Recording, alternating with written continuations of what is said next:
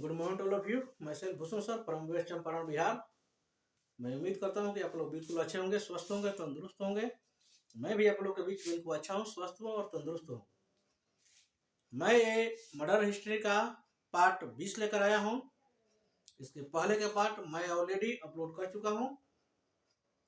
यदि आप मेरे चैनल पर नए हैं तो सबसे पहले जाकर उसे देखिए, पार्ट बाई पार्ट। और उसके अतिरिक्त बहुत से सारे मैथ के वीडियो मैंने ऑलरेडी अपलोड कर चुका हूं। अब उस पर जाइए, ट्रेवल कीजिए और जाकर देखिए। और साथ ही साथ यदि आप मेरे चैनल पर नए हैं तो मेरे चैनल को सब्सक्राइब कर लीजिए, बेल आइकन को प्रेस कर लीजिए, ताकि आने वाले जो भी वीडियो हो आपके पास पहले पहुंचे और आप उसका आनंद ले सके और उसका लाभ उठा सके। और साथ ही साथ इसे पूरे भारत में शेयर करने के काम कीजिए, ताकि ये जो सीरीज चल रहा है इस चैनल पर भारत के हर एक एग्जाम के तैयारी कराई जाएगी। कोई ऐसे एग्जाम नहीं हो जो इस सिलेबस से बाहर हो। तो इसलिए आपको इधर उधर भटकने की कोई जरूरत नहीं है। आप मेरे साथ बने रहें, मेरे चैनल के साथ बने रहें। आपको समय से पहले आपको हर एक सब्जेक्ट की व्यवस्था करा दी जाएगी। तो ठीक है, मैं जा रहा हूं इसे एक्सप्लेन करने के लिए। इसके पहले बहुत से सारे वायसराय के कार्यकाल कब से कब तक रहा और उसमें कौन कौन से उनके द्वारा काम हुआ, कौन कौन से घटनाएं हुई, उसके बारे में मैंने एक्सप्लेन किया हूं। बाकी इसमें है, उसको हम लोग देखें। इरविन आता है, क्या आता है? इरविन जो है 1926 से 31 तक रहता है। इरविन के समय साइमन कमीशन आता है। दांडी मार्च आता है, वही दांडी मार्च जिसमें 80 SC को लेकर गांधी जी ये मार्च को करते हैं। इसके पहले वाले वीडियो में हमने इसे एक्सप्लेन कर चुका हूं। उसके बाद से सभी ने अवज्ञा आंदोलन होता है। इसके समय प्रथम गोलमेज सम्मेलन होता है, वही प्रथम गोलमेज सम्मेलन जिसमें गांधी जी उपस्थित नहीं होते हैं। उस समय सविनय अवज्ञा चल रहा होता है। इसी के समय भगत सिंह, सुखदेव तथा राजगुरु को क्या कर दी जाती है? फांसी दे दी जाती है। ठीक, अगला हम लोग को टॉपिक आता है वेलिंगटन जो है 1931 से लेकर 36 तक रहता है।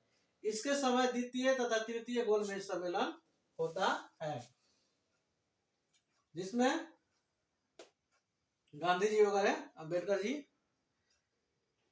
और जिन्ना भी उसमें शामिल रहते हैं लोग।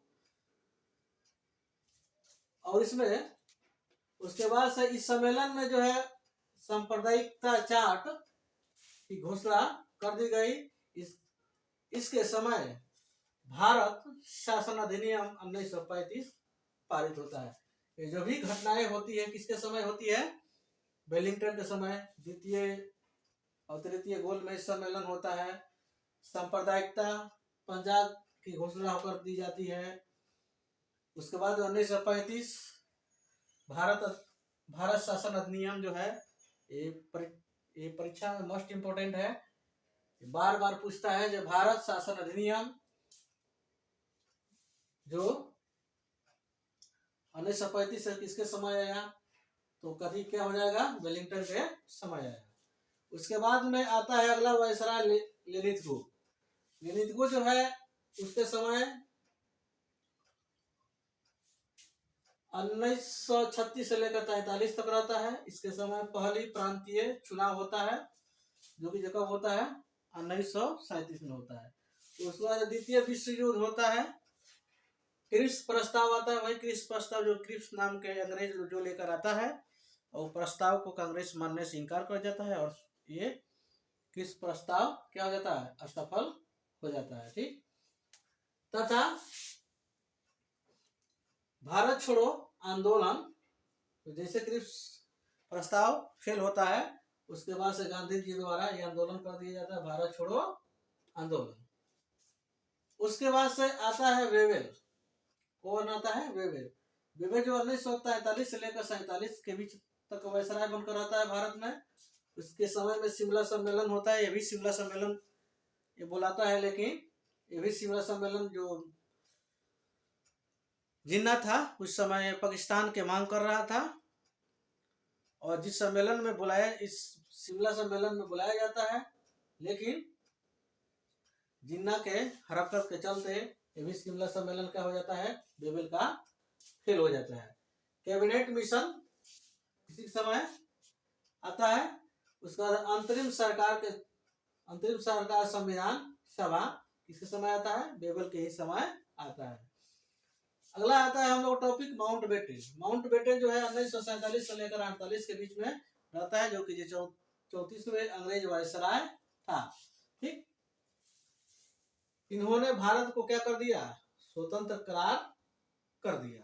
ठीक, उसके बाद से सी राजगोपालाचारी जो है 1948 से 50 यानी 2 वर्ष रहते हैं। एक स्वतंत्र भारत के प्रथम तथा अंतिम गवर्नर जनरल बनते हैं।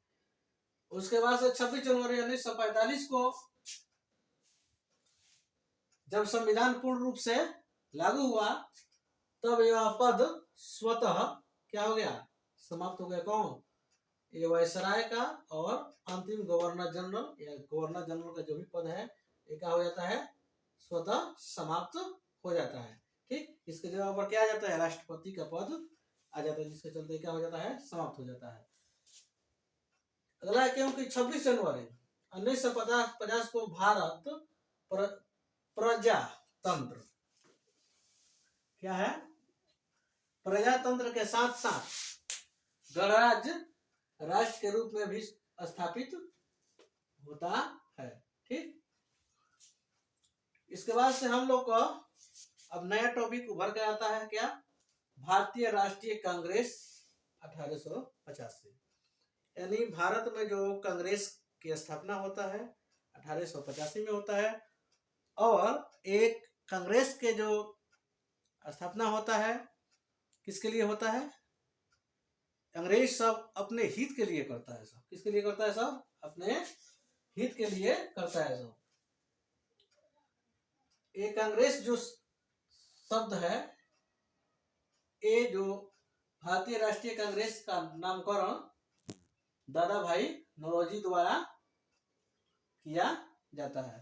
ठीक, अंग्रेजों ने इसका स्थापना किसके लिए किया था? अभी हम बताए हैं, अपने सुरक्षा वाल के लिए किया था, ताकि ये सब हमारे फेवर में रहेगा। हालांकि ये जब शुरुआत दौर में जब कांग्रेस की स्थापना जब होता है 1885 में, तो हालांकि ये कांग्रेस पहले अंग्रेज सब का हाँ में ही हाँ मिला रहा था।